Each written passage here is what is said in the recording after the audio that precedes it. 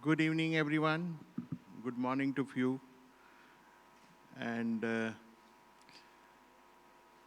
don't worry, you have a Gupta who's moderating. If not Manisha Gupta, this is Ravi Gupta. I'm not as beautiful or as good looking as Manisha Gupta would be, but I'll try to make this session as interesting as possible. And why I am hopeful that this session is going to be very, very powerful and interesting, because uh, I have a pleasure of moderating the session with most able panelists which we can think of in the sugar industry. On my right is Mr. Prakash Naikvare. He's the Managing Director of National Sugar Federation, a very well-known figure. Whosoever is in sugar industry knows him. He was also the Managing Director of Maharashtra Sugar Federation.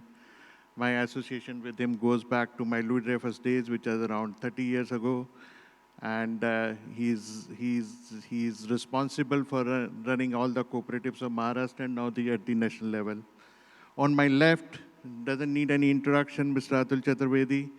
He is, I generally call him Bisham Pitama of the sugar industry. He's executive chairman of Renuka Sugars and well-known name in the commodity sector. Then we have Mr. Vijendra Singh. He is the executive director and deputy CEO of Renuka Sugars, a very, very well-known name in the sugar industry again. And he has been responsible on growth of many sugar industries. So we are blessed to have Vijendra Singh as well. And on my extreme left is Mr. Abinash Verma. Doesn't need any introduction. He was with the Government of India in the sugar sector, Sugar Development Fund. Then he was Director General of ISMA, and now he's bureaucrat turned industrialist, and he runs a grain ethanol plant in Bihar. So it's very interesting to have all of you in this panel. Is that a good one? So, sugar industry has come in a long way just by becoming a sugar-centric industry. The play of ethanol has made the sugar industry much more versatile, dynamic, and forward-looking. And because with ethanol play happening, within ethanol there are so many opportunities which one can foresee in the sugar industry. And for example, sustainable aviation fuel, biogas, and potash and fertilizer. So there is a big play around the sugar industry which is happening. And this session is just to see where is the sugar industry headed. And so most of my question will be revolving around that. So my first question goes to obviously Mr. Atul Chaturvedi. And Atulji, I would like to ask you that you have basically seen a very, very controlled industry like vanaspati and edible oils. And as once you give an example that even in somebody's marriage, you had to go to a top bureaucrat to get some vanaspati tin sanction because that was the nature of this industry. And in a very similar line, sugar industry has been very, very controlled. And still, I will say it is highly regulated industry. Where do you see the sugar industry going? Is it going the same way as vanaspati or edible oil industry has gone, that everything is private, government controls are to an extent of just the import duties, reduction or increase, and by and large, in other sector, the government is not controlling, and industry is more or less privatized. Where do you see the sugar industry heading? No, before I comment on the sugar industry, I would like to put some records straight. Chandrasekhar gave us some interesting statistics, which probably are far removed from reality. In fact, last year he said Indian sugar should have been, basis the acreage, closer to 37 million tons. As a matter of fact, last year, our sucrose production was actually 37.5 million tons. And the trouble is, people confuse between sugar and sucrose. In fact, if it was 37.5 million tons last year, 4.5 or closer to 4 million tons actually got diverted to ethanol. So sugar production actually came down. But the sucrose production had not come down. So it was still 37. So I don't think the government numbers in terms of acreage were wrong. even this year, if we assume that the production is going to be 30 million tons or whatever, the actual sucrose production is going to be 34 and a half or 35. No, I would say probably 30, closer to 35 or 34 and a half or whatever. So there is a bit of a disconnect in the understanding as to what the production is. Now, coming to your question on how we see the sugar industry, a controlled industry, in fact, बहुत लोगों को यहाँ बुरा लगेगा, और मैं बहुत मर्तबा इन लोगों से बोलता हूँ कि मैंने ज़िंदगी भर तो तेल की कंपनियाँ चलाई हैं, तेल की कंपनी में रहा हूँ, which is again a very, very volatile commodity and not very regulated, or rather not regulated to the extent we see sugar industry. In fact, मैं तो sugar industry को सरकार का दामाद मानता हूँ, हम लोग सब सरकार के दामाद हैं। ऐसी कौन सी इंडस्ट्री है कमोडिटीज़ में जिसमें कि FRP होता है कि भाई इससे ऊपर का बाजार, मतलब आप माल नहीं खरीद सकते। फिर दूसरा होता है कि आप इससे ज़्यादा माल महीने का नहीं बेच सकते। तीसरा, इससे नीचा नहीं बेच सकते, और जितना आप एथेनॉल बना सकते हैं उतना आप बनाइए, सरकार लेने को तैयार बैठी हुई है। सो इतनी बढ़िया रेगुलेटेड इंडस्ट्री है, तो मैं जितना काम शायद शुगर एडिबल ऑयल में करता था, मैं नहीं समझता कि उसका 10% भी मैं यहाँ करता हूँ। And funnily I get paid better in sugar industry than I used to get paid in edible oil industry. तो ये हम लोग सरकार के दामाद हैं, बट ये दिस विल एंश्योर कि the health of this industry remains intact. पर आपने एक और जो बात बोली ना रवि जी, वनस्पति वाली, 70s और 80s का मैं एक एग्जाम्पल देता था अपनी खुद की सिस्टर का मैरिज का। I think my sister got married sometime in 70s। उस ज़माने में कंट्रोल ज़बरदस्त हुआ करता था, और वनस्पति के, या जिसको हम लोग डालडा भी बोलते हैं अपनी कोलोकियल लैंग्वेज में, उसका डब्बे के लिए लाइन लगती थी। हमारी सिस्टर की मैरिज, हलवाई ने बोला साहब 6 डब्बे चाहिए। अब फादर तो किसी से बात नहीं करें, हमारे खुद के सगे uncle was at that time the food secretary of UP. तो फादर रोज उनके साथ मॉर्निंग वॉक पर जाएं, पर उनसे बोले नहीं कि हमको डब्बे चाहिए, because it was a premium product and a premium commodity तो सेलिंग इन ब्लैक। तो मदर ने मेरे को भेजा कि इनसे तो कुछ होगा नहीं, तुम जाओ। तो मैं निक्कर पहन के वहाँ सेक्रेटेरिएट पहुँचा, तो ये पैनिक की थी, अतुल निक्कर पहन के क्यों आ गया, मैं 10वें सीनियर कैबिनेट में रहा हूँगा। Then he sent his PA to get 6 tins of Vanaspati for my sister's marriage. मैं ये बात इसलिए ये किस्सा सुना रहा हूँ कि कुछ कुछ चीज़ें मुझे ऐसा लग रहा है कि शायद हिंदुस्तान वापस 70s और 80s में जो गवर्नमेंट के एक्शंस हुआ करते थे, शायद उस तरफ जा रही है। Essential commodities act, storage control orders, ये सब चीज़ें जो हैं, ये सोशलिस्ट एरा की चीज़ें हैं जिनने हम लोगों की इंडस्ट्रीज़ को बड़ा ज़्यादा दबा रखा था। आज शुगर के ऊपर देखिए, आप देखते हैं कि रोज़ मीडिया में हल्ला हो रहा है कि दाम बढ़ गए, दाम बढ़ गए। पिछली मरतबा या पिछले साल एडिबल ऑयल का दाम 80-90 रुपए का तेल 200 रुपए किलो बिक गया था। 200 रुपए किलो बिक गया था, which means double the price of whatever was selling at that point of time, courtesy Russia-Ukraine war. आज 33-34 रुपए का शुगर 37-38 रुपए हो गई है।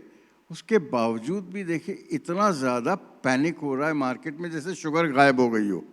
तो मैं नहीं समझता कि ये सब चीज़ें कोई बहुत हेल्दी दिखाई देती हैं, और इतना ज़्यादा घबराने की ज़रूरत नहीं है। हिंदुस्तान में शुगर की कोई कमी नहीं है। तो वही हम लोग समझाते भी हैं गवर्नमेंट को, मीडिया में भी जब भी ये क्वेश्चन पूछा जाता है यही बोलते हैं कि मैं नहीं समझता कोई शुगर में और अगर 4-5 रुपए की तेज़ी आ गई, इट इज़ ओनली रिफ्लेक्टिंग कि जो ब्याज शुगर इंडस्ट्री कैरी कर रही है, मार्च की बनाया हुआ शुगर आप अपनी अगले दिसंबर तक बेच रहे हैं, तो ब्याज कहीं ना कहीं तो रिफ्लेक्ट होगा। तो मैं समझता हूँ health of the industry continue बढ़िया रहने वाली है, और वो लार्जली बिकॉज आज की तारीख में गन्ने से बेहतर किसी किसान को दूसरी कोई कमोडिटी में पैसा नहीं मिलता है। आज अभी चंद्रशेखर बोल रहा था, शुगर में 80 टन के आसपास का हम लोगों का पर हेक्टेयर की यील्ड है, और अगर इसकी सोयाबीन की बात करें तो सोयाबीन की यील्ड क्या है? 1 टन। गन्ने का 80 टन का पैसा समझ लो 35 रुपए के हिसाब से मिलता है, तो वो कितना हो गया? और 50 रुपए के हिसाब से सोया का 1 टन मतलब 50,000 रुपये मिल गया।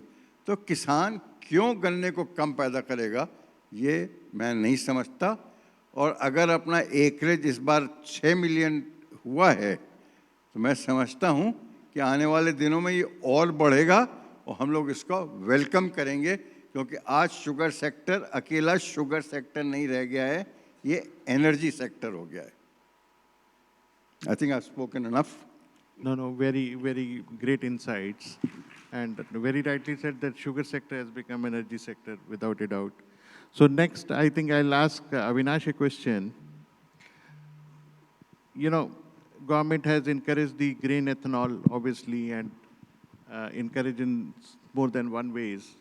And on the other hand, we see the ban on wheat exports, we see the ban on non-basmati exports. We realize that the corn crop is almost equal to the consumption. So do you think the government took the right decision of encouraging grain ethanol?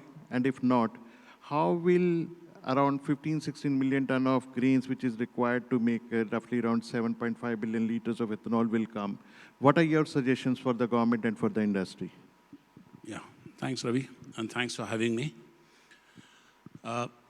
Let me go back a few years when the policy was being made on grain-based ethanol and what the government thought and why was the government keen on moving to grain-based ethanol as compared to sugar cane-based ethanol, which is already very established in the country.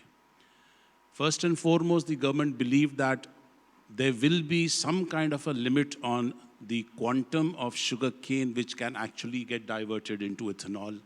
And the target that they were looking at by 2025 of 20%, they believe about 10 billion liters is required. And can we divert that kind of sugar cane away from sugar into ethanol? That can we afford that? So they believe that that cannot happen, and therefore there was need to kind of look at grain-based ethanol also in the country. Now, when we talk about grain-based, the easiest grain that one can use is rice. But then rice is actually a food grain, and it's not easy, or in the long run, it's going to raise a lot of questions when you use rice. And as you correctly mentioned, the price of rice has jumped, not because of ethanol, but because of other factors and international reasons. So the long-term prospect of grain-based ethanol in the country will not be rice. It has to be in the long run maize, which US has successfully exhibited for so many years. Now, if you talk about the world scenario, the total ethanol production in the world, 65% of that comes from corn, maize, because US is the largest producer of ethanol in the world, and about 35% of the total ethanol production comes from sugarcane, which mostly comes from Brazil. Now, Brazil is also looking at producing ethanol from maize. I believe about 5 or 6 billion liters of ethanol is being produced by Brazil from maize also.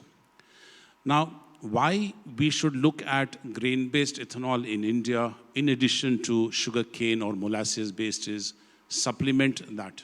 So first and foremost reason that the government started looking at grain-based is they realized that about 75% or 80% of sugar cane in India is produced in 3 states, namely Uttar Pradesh, Maharashtra, and Karnataka. And therefore, if India is going to rely on 80% of the ethanol production from only these 3 states, then you will need to move ethanol over very long distances, and therefore the cost of moving fuel will be very, very high. Moving ethanol across the country will be very high. So then the government said that we need to look at other sources, and the next source was grain like rice or maize. And if you really look at the geographical condition in India and where the crops are produced, so rice, paddy, and maize, if you look at, it's grown mostly in the non-sugarcane producing states. If you look at Uttar Pradesh, Karnataka, and Maharashtra, they are the largest sugarcane producer. However, Karnataka also happens to be amongst the top maize producer in the country. But if you look at other states like, let's talk about Haryana, Punjab, Bihar, Bengal, Odisha, Jharkhand, Madhya Pradesh, Assam, Telangana, Andhra, Tamil Nadu, all these states have large production of paddy or maize. And therefore, the belief that you can move to these states also, in addition to sugarcane-based ethanol, to get that production of ethanol from grain. So make it more broad-based, and therefore the transportation cost will get reduced. And that is exactly what is happening today. I don't know how many of these people who are showing so much of interest in developing grain-based ethanol plants will actually come up, but there is a lot of keenness and a lot of investments and a lot of energy in that sector in these areas. Now, the last question that you asked me, do we have enough grain to kind of produce that 7 or 7.5 billion liters by 2025 for that 20% ethanol blending? When we talk about 7.5 billion liters, we are actually talking about 14 billion liters of production, which takes care of not only ethanol requirement, but also the requirement for the other demands like potable alcohol and chemical industry. The current, I'm just talking about maize because that is the future, I believe, in India for the grain-based ethanol production. When I talk about maize in India, the yield of maize in India is just about 3 tons per hectare, slightly better than your edible oil, but still very, very low. So 3 tons per hectare is the current average yield in the country. What is the world average? The world average is 6 tons per hectare of maize. What is the average in Pakistan, a neighboring country? 5 tons per hectare. What is the average in, say, a state like US, a country like US? US is doing about 11 tons per hectare, but that's basically from genetically modified seeds. So I will not take the example of US. In India, various states and various farmers across the country are using what is called the hybrid maize seed. And they are getting an average yield of 7 to 8, even 10 tons per hectare. In the area where we have set up our very small ethanol plant, grain-based ethanol plant, that's a place in the northeast part of Bihar called Purnia, bordering almost Bengal. The farmers are getting 3 crops in a year. Mainly, major crop is in the summers, but 3 crops in a year, and they get an yield of 7, 8, even 10 tons per hectare. Wow. And therefore, there'll be a lot of pockets across the country which are actually getting this. If you look at Rajasthan, Rajasthan is another major maize belt. We feel that Rajasthan doesn't grow crops, but wherever they have water in the southern part or in the northern part of Rajasthan, the southern part of Rajasthan grows a lot of maize. And what is the average yield there? 1 to 1.5 tons per hectare. So if this hybrid variety of maize is kind of spread across the country, moving from that 3 tons per hectare to 5 tons per hectare, I don't think it's a big challenge. We have done it in sugarcane. Uttar Pradesh, which used to produce just about 6 tons per hectare, 6 million tons of sugar about, say, 5 years back, is today producing almost 13, 14 million tons of sugar or sucrose, as Atulji mentioned. How has that happened? Not by a major increase in the area, but basically by better varieties. Now, if we move from, currently India produces almost about 34 million tons of maize in the country. It also exports about a million or a couple of million tons to Vietnam and Bangladesh and Southeast Asian countries. So 34 million tons from 3 tons per hectare. If we increase that to 5 tons per hectare, we can move straight away to about 50 million tons of maize. And to increase the production to 7.5 billion liters of ethanol, you require about 12 to 13 million tons or 14 million tons of extra maize. And that can very well and very easily, I won't say easily, comfortably come from the increase in the yield of maize. No, let me chip in. What you say is perfectly all right. In fact, there was one complaint against or one controversy which got created that maize getting diverted would mean that poultry industry would not get the... But let me tell you, in the process of ethanol from corn, there's a product called DDGS which gets made. And DDGS is an ideal thing for even poultry. So I think you are killing 2 birds in 1 stone. So I totally agree with what you said. Absolutely right. Yeah. I 100% agree with you, Abinash. Actually, the way forward is that within India, as you very rightly said, there is a yield difference of double, like Rajasthan versus Bihar. So there is a big scope of improving the variety of maize and then getting more maize out of it. My question was that how will it happen? What will we have to do to increase that? In fact, I have been exporting maize in my earlier assignments, and this is which we always notice, that the yield difference. Even Punjab and Bihar has a yield difference. Punjab is a very irrigated state. Still the yields are less. So what will the ethanol industry will have to do to make this happen? And what steps do you think should be taken by the industry or by the government to increase the yields of maize, to make people use hybrid variety? I think a very relevant question, Ravi. The best example, and I keep giving this example, is the sugar industry in India. The sugar industry has for ages handheld the farmers and always helped them with better seed varieties. Because the sugar industry correctly believed and believes that only if they are able to get better sucrose in the sugarcane, their farmers are able to give better productivity, will the sugar industry be assured of a continuous supply of sugarcane, and the industry itself will do very well. So wherever the sugar industry has set up their factories, sugar mills have set up their factories, they have helped the farmers for the benefit of the farmers as well as for personal benefits also. So that relationship needs to get developed. And when you develop grain-based ethanol plants, these will all be set up in the rural areas near to the crop wherever these are grown. And obviously, when you have the industry realizing that you need to invest with the farmers in better seed varieties, they will do so. Now, as far as better seed varieties are concerned, there are enough availability of better seed varieties, the hybrid varieties, so that should not be a challenge. Yes, as you correctly mentioned, the government also needs to chip in with whatever support, whatever incentives they can give, especially the state governments, to develop these better varieties. So my personal belief always is that instead of the government coming in, the industry, which has a lot of personal interest, should be allowed or should be incentivized to set up their factories in the rural areas, and that is the best way forward to get better varieties and help the farmers to improve their production.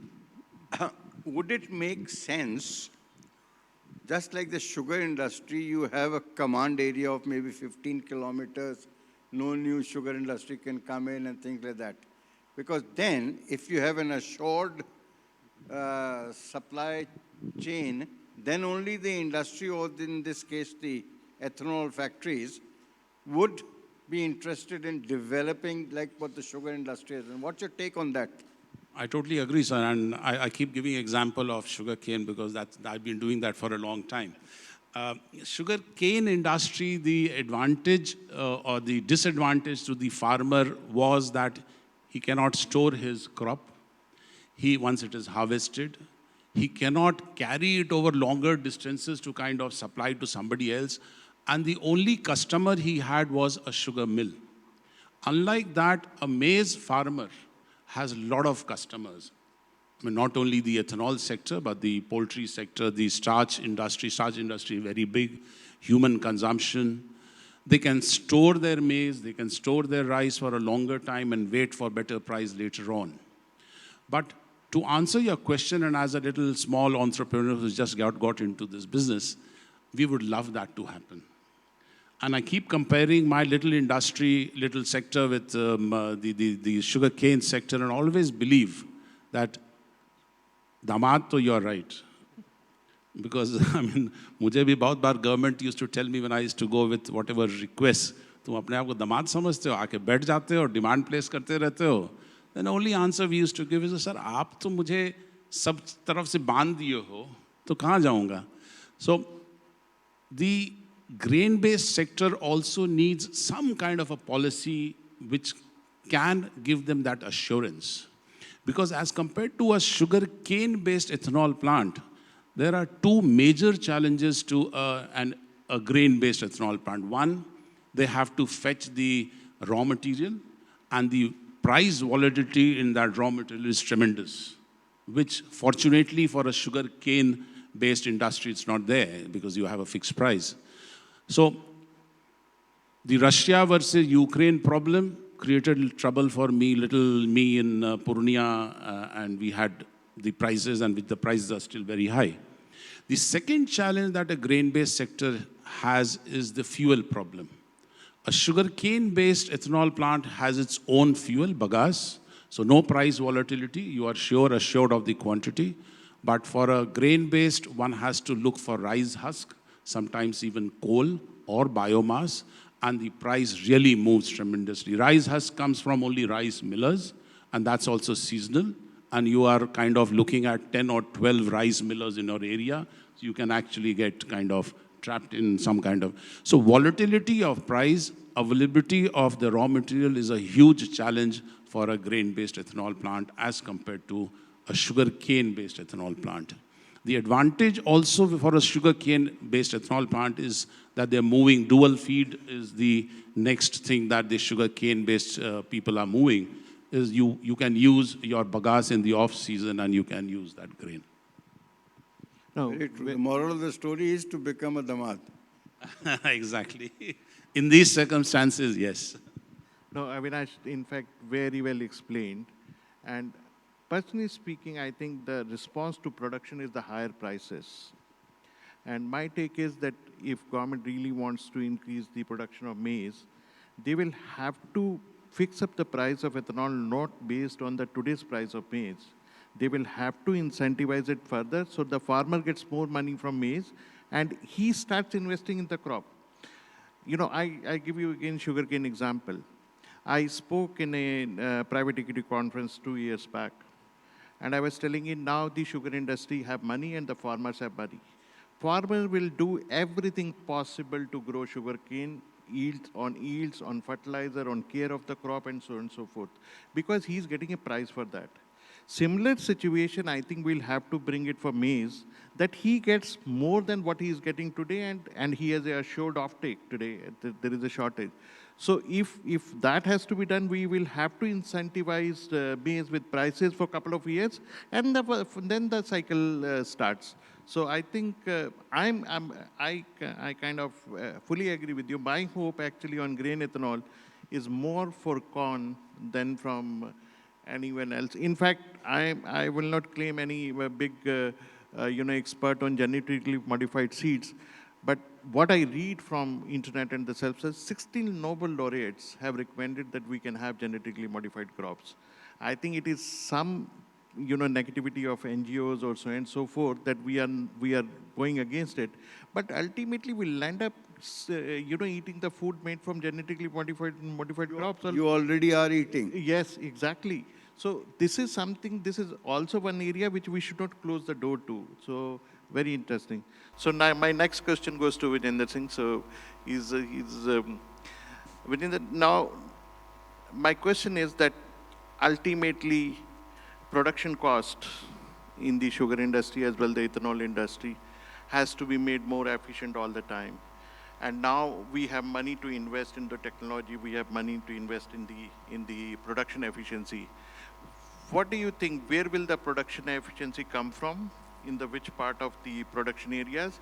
And which area and how will it come? Or can it come? You mean sugar or ethanol? Sugar and ethanol both. I think in sugar business, the biggest cost is cane. 90% cost come from the cane side.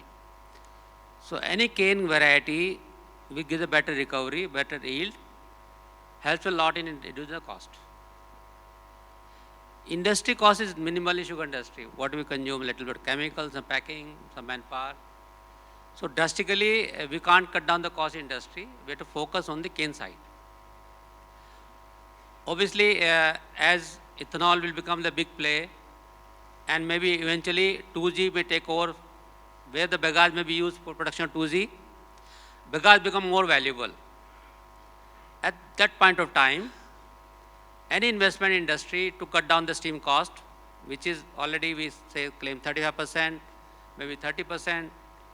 Some of the industry they claim that can go 28% also. That time, we need to invest a lot of money into the steam saving devices where we can surplus bagasse, and bagasse can be used to produce 2G ethanol, or vice versa, or sometime when the dual fuel distillery is there, you save bagasse of oxygen and produce grain alcohol. Ethanol side, the biggest cost today is spent was management, where we need to put a boiler. It's very high on capex, so you have a lot of capex, then you have depreciation, and also on opex side is very high. Somehow our government machinery or pollution department think that effluent for distillery should only be used for incinerator boiler, not for the fertirrigation or biocomposting. I think that mindset need to change. If you allow fertirrigation like world does, Brazil also does, and production of biofertilizer, it reduces a little bit cost on the ethanol side also. And as we move to the longer distillery operation, if you own bagasse, it saves a lot of cost in fuel side.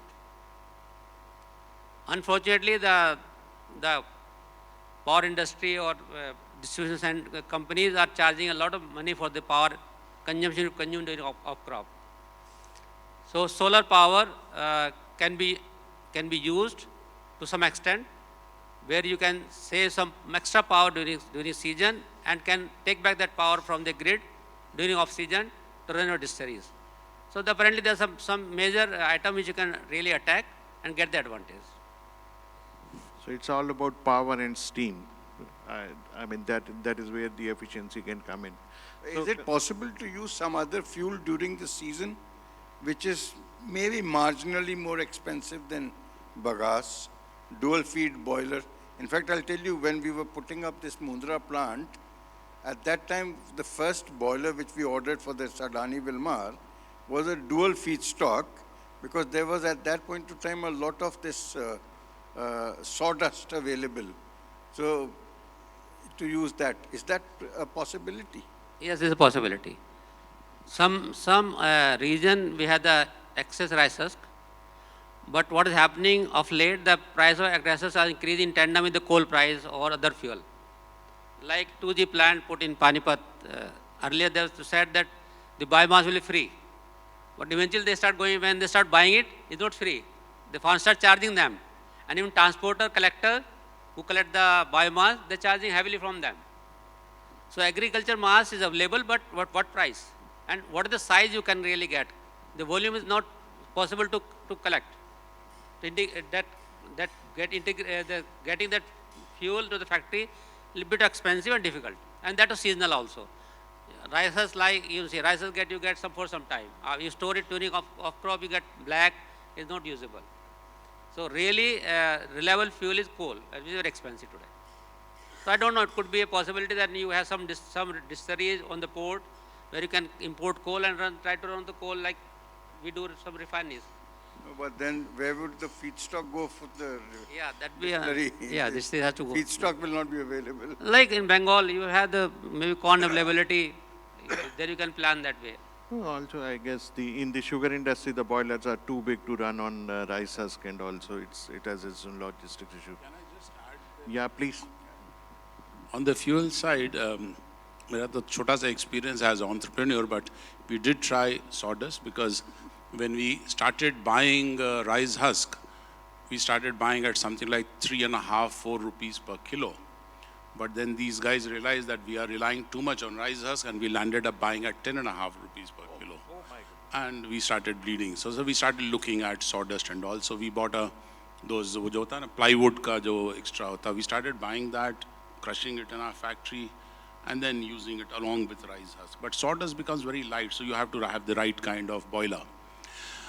In Rajasthan, you have जो हम लोग बबूल बोलते हैं. There is this हाँ कांटे वाला. You have a lot of Julie flora there, and Rajasthan has tremendous problem in that.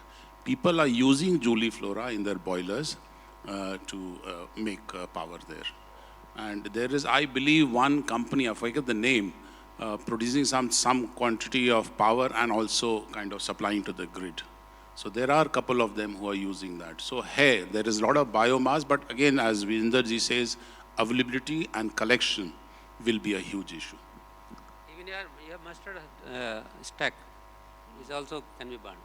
But obviously it's very small quantity, and time availability for this availability is very small, maybe 1 month or so. Yes. Yeah, you make it. No, I think, thanks Vijendra, very nicely explained, and thanks Abinash. Why I kind of provoked this question was that all biomass, all calorific value will become gold in the future because of the energy play, because of ethanol and several derivatives which will be coming off and on. So I think we have something interesting to do in the sector, making steam consumption lesser. And I mean, we know that of course, Vijendra, and we know that those who have very high steam consumption, they have to buy bagasse from outside to run their distillery. So we have those examples in the UP. So that is important. So coming back to Mr. Naikvare, and Mr. Naikvare is today, I think, the front runner in with the government in making policy, not only in the sugar sector, but also in the cooperative sectors. So my question is limited to the sugar sector. What do you think the government has done so far, and what is your expectation from the government? Thank you, Ravi. Before answering this particular question, I'd go to the Atulji's one comment on sugar, which received thunderous applause. I would like to issue a rejoinder to that. Friends, the per capita consumption of 21 kgs and a family of father, mother and 2 kids, कितनी चीनी लगती है? 7 kgs per month at today's rate of 44. क्या budget बनता है उसका? 300 के ऊपर नहीं है. अरे बिस्लरी की 4 बॉटल भी ले लो, उतनी कीमत आ जाती है. Why so much cry, hue and cry when the sugar prices go up? I just don't know. I have been in this industry for more than 2 decades, but still I have yet to find an answer to this. चीनी मराठी में जैसे यहाँ बोलते हैं कि आग लगली, चीनी को sugar is on fire. You know, the editorials are written against the sugar industry, and we are called as Sakar Samrat, as if we are culprits and we are the ones who are pushing the sugar price up. I think this is something on which there is no answer. At government level, we have been talking about it, but even they don't have any particular answer. Why only sugar? Like Atul ji very rightly said, कि 90 रुपये आपकी oil की price बढ़ती है, कोई बात नहीं होती है, लेकिन चीनी की 2 रुपये 4 रुपये बढ़ती है, तो एडिटोरियल्स लिखे जाते हैं हमारे अगेंस्ट. ये गलत है. बस ये एक मेरा rejoinder. Same. So I am rejoinding your views. Actually हम लोग क्या बोलते हैं, शुगर में 90% पॉलिटिक्स, 10% शुगर. तो the politics create a problem. Okay, Karabi, coming to your question, yes. Friends, what I would do, I have listed out 6 major policy decisions which government have taken, and then I'll come to what we expect from the government. To prevent cash flow, to prevent the cash loss to the mills, they brought in MSP of sugar in 2018 with 29 rupees per kg X mill without GST, and then today it is 31. See, if this was not brought, the prices had already plummeted to about 20 rupees a kg, and it would have further gone down, and today sugar industry would not have been there. Very, very major historical decision. Nobody had ever applied their mind to this. There is a provision under sugarcane control order on which this particular minimum selling price of sugar was taken. Then clearing cane arrears, they offered interest subvention amount up to 3,500 crores. Extended buffer stock assistance to the tune of 1,850 crores. Sugar export assistance. Sugar export करने के लिए हमें पीछे पड़ती थी government की. आपको हम सब्सिडी देते, आपको असिस्टेंस देते, आपको मार्केटिंग कॉस्ट देते. You know how much money government has pumped in?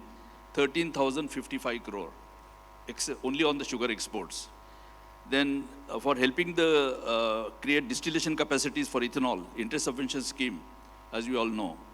And last but not the least, with the cooperation ministry under the dynamic leader of Amit Shah, what we have got, the cooperative sector especially, the income tax hanging sword of about 10,000 crore hanging on our head since 1992 till 2023 has been waived in one stroke.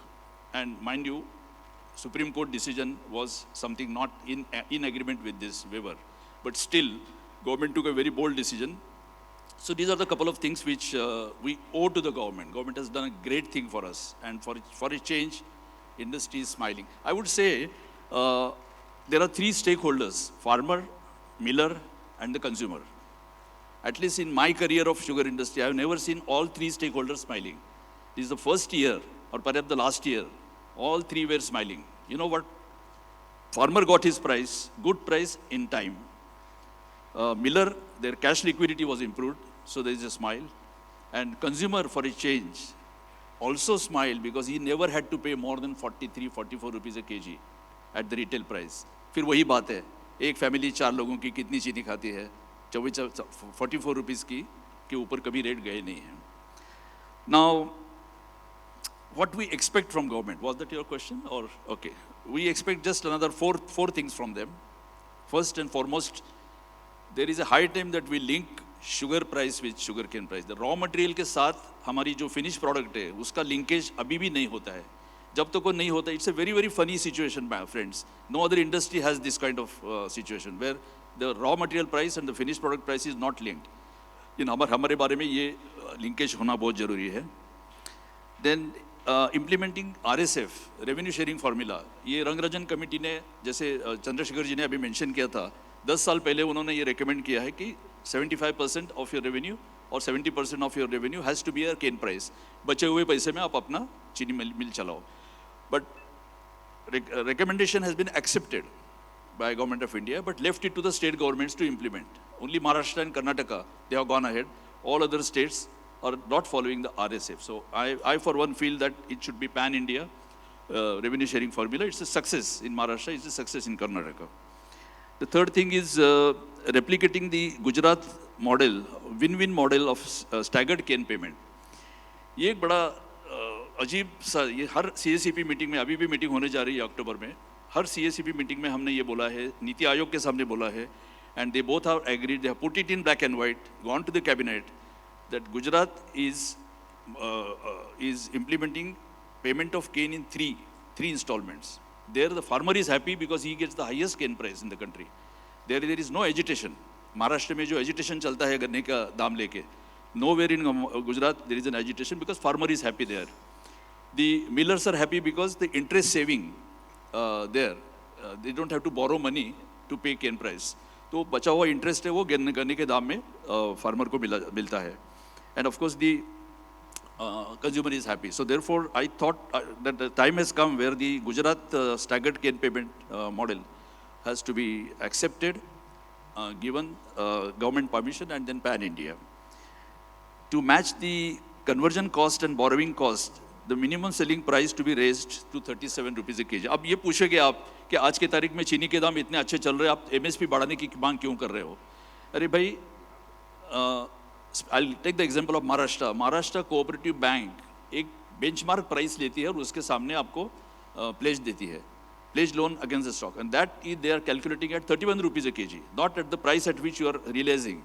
एक ज़माना था जब मैं महाराष्ट्र में काम करता था, तब 3 महीने का एवरेज रियलाइजेशन लेके उसके बलबूते पे बेंचमार्क निकालता था और उसके बलबूते पे हमें लोन मिलता था।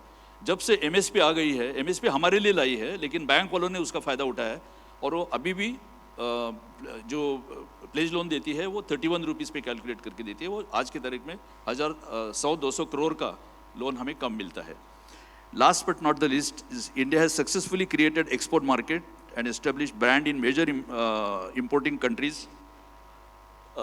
एक्सपोर्ट के बारे में आज बोलना भी लोगों को डर लगता है कि इतनी चीनी के दाम बढ़ गए हैं, इंटरनेशनल प्राइसेस कहाँ के कहाँ पहुँच गए, और आप एक्सपोर्ट की बात कर रहे हो। हाँ, मैं कर रहा हूँ और मैं ज़रूर करूँगा, क्योंकि जनवरी फरवरी तक रियलिस्टिक नंबर्स आने वाले हैं प्रोडक्शन के, और वो रियलिस्टिक नंबर लेके हम गवर्नमेंट के सामने जाएंगे, बताएंगे उनको कि भाई ये इतना नंबर है प्रोडक्शन का, इतना डोमेस्टिक के लिए जाएगा, इतना इथेनॉल के लिए जाएगा। 2 to 2.5 million tons I see even now on paper is going to be surplus. So you have two options: keep it in the godown and allow it to eat the interest, or push it in the international market and allow the cash liquidity to be improved. These are the 4 areas where I thought government needs to look into. Thank you. Wonderful. I have a question to the panelists here. And this question, all 3 of you, or rather even 4 of you, will possibly be required to answer. With sugar prices on the boil, even domestically, अभी जैसा नायक नवारे साहब बोल रहे हैं कि 3-4 रुपए kilo बढ़ गया या गए, तो आज अपने अगर शुगर के प्राइस को 38-39 रुपीस के आसपास का मान के चलें, and maybe even in the season, coming season, if it hangs around at this level, will ethanol production suffer in the country at the current price levels, or at the proposed, so-called proposed marginal increase in price? First.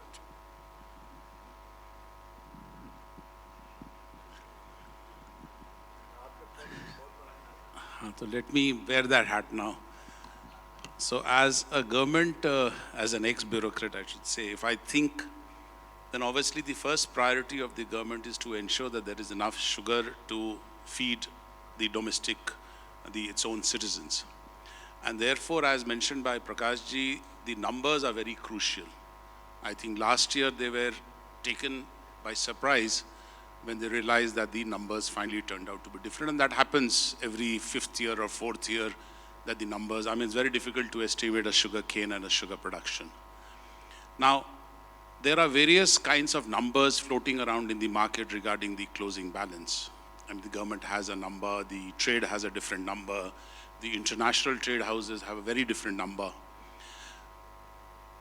The sugar prices have risen. I won't say it is on the boil, but it has risen. It should rise further. I mean, if you look at the graph of sugar, probably the current prices are what it were about 7 years or 6 years back. I don't have the graph with me, but if you look at the whole situation is like, we are buying our banana at probably 5 times what we used to buy about 5 years back.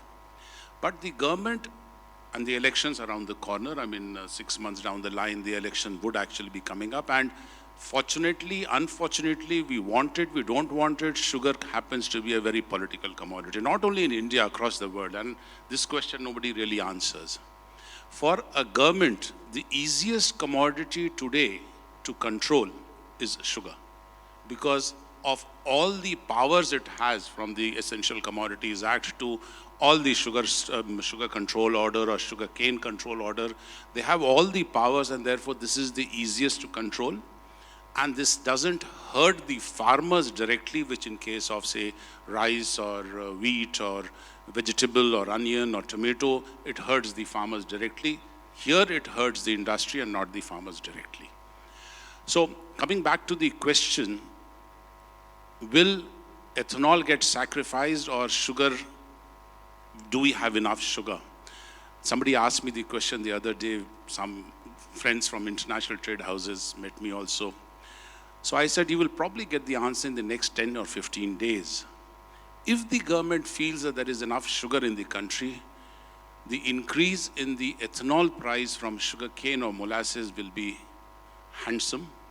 If the government feels there is not enough sugar balance in the country, then probably the increase in the ethanol price will not be as handsome. And as a sugar producer, I'm sure you would like to kind of balance the return that you get from sugar, return from ethanol. And that will give you the answer whether you'll make more ethanol or more sugar. So finally, I think in the next 15 days, we should get an answer what will happen to the ethanol production. For the government to sacrifice its ethanol production is easier than actually to sacrifice control of sugar prices. Atulji, may I? Sitting in Delhi and working closely with all the ministries, at times with PM also, I for one feel that they will not compromise on ethanol, come what may. See, क्या हुआ है? The election campaign of the assembly elections in UP, the verbal assurances have been given to the farmers of a particular percentage of EBP, and by that way, money will go into their bank accounts. And the assurances have gone from the highest level, the Prime Minister and the Home Minister, the Chief Minister of Uttar Pradesh. So therefore, they have to go to the same voters again for the next 4 or 5 months from now to ask for votes for the parliament election. So therefore, I for one feel that they will not compromise on the EBP targets. 12% we have already achieved, 15% is the target here. Then 20% looks difficult, challenging, but not impossible, in my view. Now, what they will do, Atulji, I think your question is very pertinent. If the sugar prices start going up and from 38 goes to 40, what will happen? They will not allow that to happen. They have tools in their hands, and they will try and see to cool down. You saw how it happened. 13 lakh tons October quota has been released to be sold within 10 days. September quota and that entire quota. And that has cooled down the prices. So they have the tools in their hands, and they will forcibly see that the sugar prices are cooled down and the ethanol program is not compromised. This is my take on that. So, yeah, I have some comments here. Now, sugar industry is a very healthy situation today. Why? We don't have much of stock in the godowns, so should not be there actually. Why we paying interest for all our life for 12 months, keeping the sugar, paying interest? And this should be a way of life, and we should accept this normal life. That in October, stock will be very minimal, and we produce during the year, we supply, and we get rid of the stock from the warehouses. So everybody should reckon this fact now, because we designed this system like that only. When we brought EBP, the idea was this only. Because we could not export sugar at that point of time, price was low in the markets, we thought ethanol is the only solution. Coming to the basic question, how industry will decide? The government will open their card. This is our ethanol price. Sugar price they will control indirectly. They don't declare the sugar price. So industry will take a call whether I'm making more money in ethanol today or more money in sugar, and also consider the carrying cost. So if carrying cost and our realization is better in sugar, you make more sugar, but obviously you have side that you produce more sugar than required, 28 million, then price will eventually drop down. So that mental calculation somebody has to do in factory every day, monthly, and keep watching where the production numbers going on and decide accordingly. So this is a call of industry, not by the government per se. Obviously, government will indirectly control everything, as Naikvare has said very clearly. So this question may be answered as we progress in the season. We see the production number, we see our sugar price trend. That's two things will decide. What does your crystal ball say? My thought process is that ethanol production will reduce this year. So I will. Ethanol price? Sorry, what did you say? Production will increase. Will reduce. Sorry. Reduce. Atulji, One more question before we let them go. In the afternoon, somebody was telling, now, gold export is not banned. And with the price differential be so huge, can gold find a market in the international market? Ravi, you can answer this. so the answer to that is no, Volume is because good. good market is not as large that it can be exported in a sizable quantity. So even if it happens, it will be marginal, and if the government sees that it is happening in a big volume, Government will not allow it to happen.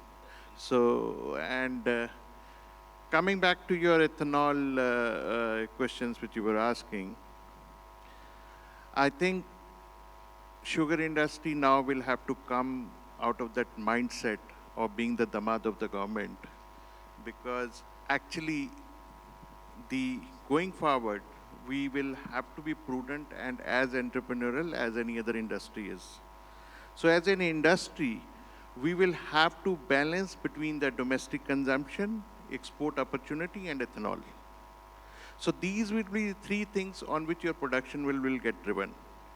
And we will have to take the pain to understand the market and forecast the market, and accordingly can take a decision. For example, this year is a very interesting situation. People are talking about 23-24 crop. And I'm more concerned about 24-25 crop, because the area is not even sown. And we know that the less area is going to the sugarcane because the water is not there. So industry will have to take call that how the scene will be built up, not only this year, in the later part of this year. Can it so happen that the cane area is so small that we are not able to meet our own requirement and we might have to resort to imports? And if that happens, obviously the domestic prices will be very, very supportive, whatever measure you take. So we have to forecast the scenario for ourselves to make our product mix, whether we go towards ethanol or we go towards sugar. And in my personal view, I see a very, very supportive scenario for the sugar prices, because given the 24, 25, and so forth. And as far as government is concerned, if you're asking for a crystal ball, I don't see the ethanol prices rise will be more than 3 to 4%. And I don't see that the expectation of the industry that the prices will increase phenomenally high. I don't see that happening, because government will obviously, first concern will be to meet the sugar demand of the country. And government, as of today, the sugar production number they are working on, I think they're a little bit concerned. Thank you. मैं बोल लूँ थोड़ा, कोई सवाल नहीं है, जवाब भी नहीं है, बट 2-3 ऑब्जर्वेशंस हैं। मिस्टर नाइक नवरे साहब ने कहा कि 5 किलो चीनी घर में खाते हैं, लेकिन 2 रुपये बढ़ते ही बवाल हो जाता है। खाने वाला कोई बवाल नहीं कर रहा है, कोई तो लॉबी है जो बवाल कर रही है। चीनी, हाँ, चीनी कहाँ जाती है? पेप्सी वाले के यहाँ जाती है, बीकानेर वाले के यहाँ जाती है, जलेबी वाले के यहाँ जाती है, मिठाई वाले के यहाँ जाती है, 400, 500, 600 रुपये किलो बिकती है जाके। और दूसरा चीज़, हम एज मिलर और एज एंटरप्रेन्योर और एज लालाज, हम लोग भी एक कहीं ना कहीं गलती करते हैं। हम अपना हमेशा देखते हैं, किसान का नहीं देखते, ये फैक्ट है। सर, हमने इथेनॉल प्लांट लगा लिए, 40 रुपये से 60-70 रुपये तक के रेट चले गए। किसान को तो वही मिलेगा जो FRP है और जो SAP है। हम शेयर तो नहीं करते हैं, बारिंग गुजरात और महाराष्ट्र में कुछ पैटर्न होगा शायद कोऑपरेटिव में, but otherwise we are never concern with the farmers health. Karnataka में भी है। I think RSF revenue sharing formula covers this also. हाँ सर, बट यूपी में तो नहीं है, हरियाणा, पंजाब, नॉर्थ इंडिया में कहीं कोई वो नहीं है। एक शुगर फैक्ट्री वाला भी 350 रुपये देता है और कॉम्प्लेक्स वाला भी 350 देता है। और ये तो एक बात होगी कि हमको इस बात पे ध्यान रखना चाहिए एज मिलर और एज फैक्ट्री ओनर्स। दूसरा, हम लोग एक टॉपिक इसमें छूट गया शायद, एनर्जी क्रॉप है। आज के ज़माने में बायोमास के बिना, हमारा देश बायोमास में बहुत रिच है, मैन पावर में बहुत रिच है, हम सिर्फ यूटिलाइजेशन नहीं कर रहे हैं। Sugar factory is the worst example to burn the biomass. किसान खेत में जलाता है, वो तो अनभिज्ञ है, उसको मिलता नहीं है इसलिए जलाता है। हमको वैल्यू मिल रही है फिर भी हम जला रहे हैं, चाहे बॉयलर में जला रहे हैं, चाहे कैसे भी जला रहे हैं। इसको बचाया जा सकता है। 60% स्टीम कंजम्पशन था 10-15 साल पहले, आज 20% पे फैक्ट्रीज डिजाइन हो चुकी हैं। बाहर की बिजली 6, 7, 8 रुपये में मिल रही है, आप अपनी बगास से जब बिजली बनाते हैं तो 10, 11, 12 रुपये में पड़ रही है एक्चुअली। चूँकि हमारे बॉयलर्स इनएफिशिएंट है, हालांकि एफिशिएंसी बहुत आगे है बगास में तो खास करके, बट कोल के अगर छोटे बॉयलर लगाते हैं, किसी भी और दूसरे फ्यूल के लगाते हैं, दे आर सो इनएफिशिएंट। तो आने वाले समय में बिजली चूँकि कोयले वाली ही सस्ती होगी, कोयला महंगा होने के बावजूद भी हमको कहीं ना कहीं ये सोचना पड़ेगा कि थोड़ा इस्तेमाल बिजली का या तो बाहर से करें या अपनी स्टीम और इलेक्ट्रिकल एफिशिएंसी बढ़ा के हम बायोमास को सेव करें। सीबीजी का एक फील्ड खुला है। अनफॉर्चुनेटली शुगर इंडस्ट्री आगे नहीं आ रही है, बाहर के लोग, कुछ लोग आगे आ रहे हैं। हमको बगास सेव करके, बगास से, मड से, और एक हम लोग ये जलाने का जो प्रोग्राम करते हैं इंसिनरेशन का, मैं भी कल्प्रिट हूँ। सबसे पहला सक्सेसफुल प्लांट बगास में मैं ही बना पाया था, और वो फिर ज़्यादा पॉपुलर भी हो गया यूपी में। पर वो जलाने का चीज़ नहीं है, सबसे गैस बन सकती है, और गैस का सबसे अच्छा मॉडल होगा अगर हम इंसिनरेट ना करें, डिस्टिलरी वेस्ट, मड और बचाई हुई बगास, ये मल्टीफोल्ड कर सकते हैं हमारी आमदनी को, और फिर हमें शेयर भी करना चाहिए फार्मर के साथ में भी। तो ये एनर्जी पे हम अभी भी बहुत ज़्यादा लॉस कर रहे हैं। एनर्जी सेविंग के लिए चीज़ें अवेलेबल हैं, लेकिन कुछ अवेयरनेस नहीं है, कुछ इंटरेस्ट नहीं है, और इंडस्ट्री को आगे बढ़ना पड़ेगा इसमें। पैसा है सर, पैसा है सर। 100 करोड़ से 500 करोड़ तक के प्रॉफिट आ रहे हैं सारी शुगर फैक्ट्री को। मैं तो यूपी की बात जानता हूँ, छोटी फैक्ट्री को 100 करोड़ है, बड़ी फैक्ट्री को 1000-500 करोड़ का प्रॉफिट है सर। नहीं, कहाँ नहीं है पैसा? केपी सिंह जी, आप बिल्कुल सही कह रहे हैं, एनर्जी की तरफ काम करना पड़ेगा, और ये बायोमास को बचाना पड़ेगा, और इससे ही अर्निंग फार्मर की भी बढ़ेगी और फैक्ट्री की भी बढ़ेगी। सो विद दैट, बस मेरी यही ऑब्जर्वेशन थी। No, thank you very much, बिल्कुल सही बोला आपने। सो I have, this is Shrikant Kuvalekar. I have one question. We have already discussed the evolving situation, and now as Mr. Chaturvedi had taken a question about who will have to sacrifice. So I am just going little ahead of that, and Mr. Naikvare also has said that EBP 20 may not be achieved, but we are definitely going towards that. So my question is a little different. Now I have to connect maize also. Mr. Abinash Verma also has said about that. And maize has also become now quite close to sugar. So my question is that one thing is definitely चाय वाला sugar को sacrifice नहीं करने देगा, अगले 8 साल का election schedule देखेंगे तो अभी हो गया है maize के ऊपर, तो EBP भी हमें वाइल्ड कार्ड, तो ये क्रूड है, क्रूड $100 हो रहा है, तो EBP 20 की तरफ हमें जाना ही है। इथेनॉल चाहिए, शुगर भी सैक्रिफाइस नहीं करना है, तो देर is a maize where we have a lot of hopes. Maize का प्रोडक्शन ओवरनाइट तो बढ़ा नहीं सकते। Yes, there is a potential to go up to 45 million tons. Mister Manoj Kumar has also has said that. But what I'm saying, when maize goes to 24 rupees a kg, immediately poultry lobby becomes very strong. We have seen that at the time of soybean also. Government had imported first time GM soya meal. My question is that whether there is any possibility that we may have to, just to complete or achieve that EBP 20 or EBP 18, is there any possibility that first time India will import maize that is also GM maize? Avinash, Thank you. इसका answer देने की जरूरत नहीं। I don't think as of today the political will is there to allow GM. No matter what the industry would say, no matter what, there is no political will to ram it down the throat. It is not happening. We are not able to have mustered GM getting implemented, in spite of the fact that it's been around for 20 years, domestically GM produced. So I don't see GM imports happening unless it comes via the Ukraine route or via the Hera Ferry route. Not for food, only for ethanol. Atul bhai, we'll have to take it offline, please, Atul bhai, if you don't mind. Thank you, everybody. Ladies and gentlemen, a big round of applause to our esteemed panel of moderator and speakers. We couldn't have got somebody better than this. May I invite all of you here, please, to accept a bouquet of flowers with our love and respect to all of you. Thank you.